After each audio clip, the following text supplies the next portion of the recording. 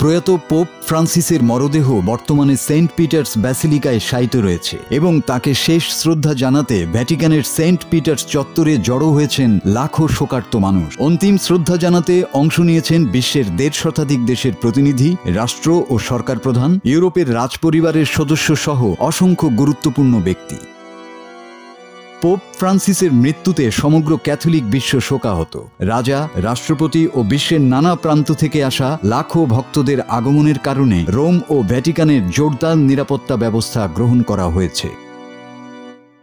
শেষকৃত্যে বিশ্বের বিভিন্ন দেশের শীর্ষ নেতাদের মধ্যে উপস্থিত ছিলেন বেলজিয়াম ও স্পেনের রাজা, ব্রিটেনের প্রিন্স উইলিয়াম সহ ১৫০ থেকে ১৭০টি দেশের প্রতিনিধি, মার্কিন প্রেসিডেন্ট ডোনাল্ড ট্রাম্প ও ফার্স্ট লেডি মেলানিয়া, যুক্তরাজ্যের রাজা তৃতীয় চার্লস, সাবেক মার্কিন প্রেসিডেন্ট জো বাইডেন ও তার স্ত্রী, ইউক্রেনের প্রেসিডেন্ট ভ্লাদিমির জেলেনস্কি, ফ্রান্সের প্রেসিডেন্ট ইমানুয়েল ম্যাক্রো, অন্তর্বর্তী সরকারের প্রধান উপদেষ্টা প্রফেসর ইউনুস সহ আরও অনেকে।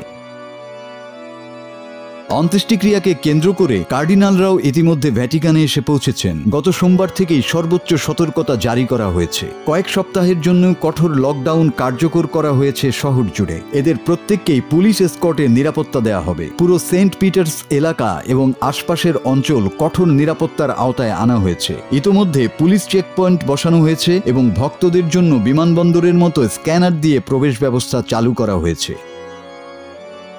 ইতালির সিভিল প্রোটেকশন এজেন্সি জানিয়েছে, অন্ত্যেষ্টিক্রিয়া উপলক্ষে ২ থেকে ২৫০০ জন স্বেচ্ছাসেবক ভক্তদের পরিচালনায় কাজ করবেন। এছাড়া ৫০০ জন নার্স ও চিকিৎসক, প্রচুর অ্যাম্বুলেন্স প্রস্তুত রাখা হয়েছে। রোমের আকাশে যুদ্ধবিমান প্রস্তুত অবস্থায় রয়েছে এবং ভ্যাটিকানগামী প্রধান সড়ক ভিয়া দেলা কনচিলিয়াজিওনের ছাদে স্নাইপার মোতায়েন করা হয়েছে। ২৪ ঘন্টার জন্য রোমের আকাশে নো ফ্লাই জোন কার্যকর করা হয়েছে। প্রার্থনা সভায় প্রয়াত পোপের কফিনের পাশে ছিলেন বিদেশি অতিথিরা।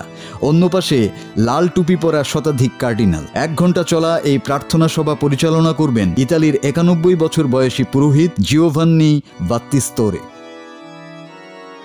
গত ২১শে এপ্রিল ৮৮ বছর বয়সে পোপ ফ্রান্সিস মৃত্যুবরণ করেন। ২.৫ লাখেরও বেশি মানুষের উপস্থিতিতে অন্ত্যেষ্টিক্রিয়া শেষে শুরু হবে গোপন ভোটের মাধ্যমে নতুন পোপ নির্বাচনের প্রক্রিয়া।